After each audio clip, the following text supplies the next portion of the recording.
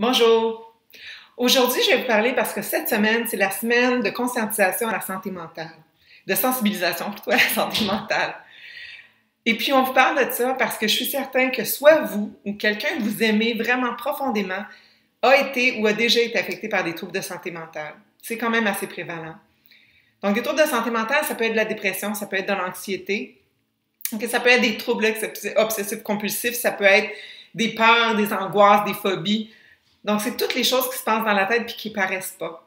Okay? Mais ça affecte les gens que vous aimez. Puis pourquoi nous, on vous parle de ça en tant que chiropraticien?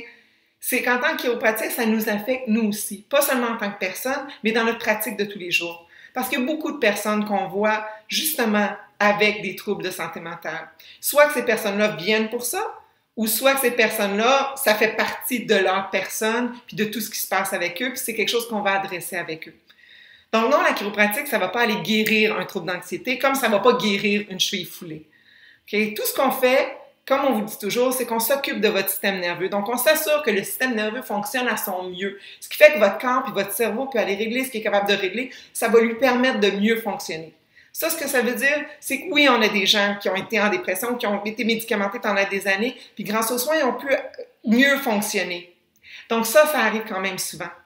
Donc ça, c'est un réflexe. Si vous pensez, dans le fond, jusqu'à des années 60 aux États-Unis, il y a eu des hôpitaux psychiatriques, chiropratiques qui existaient, pour vrai.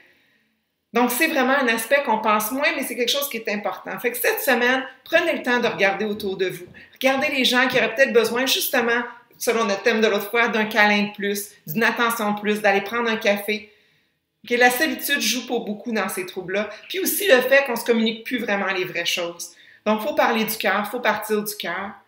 Donc, s'il vous plaît, cette semaine, on se donne un petit coup de pouce entre nous dans notre communauté, puis on est là pour tout le monde. Donc, je vous embrasse, puis je vous envoie une grosse cajole. Bye!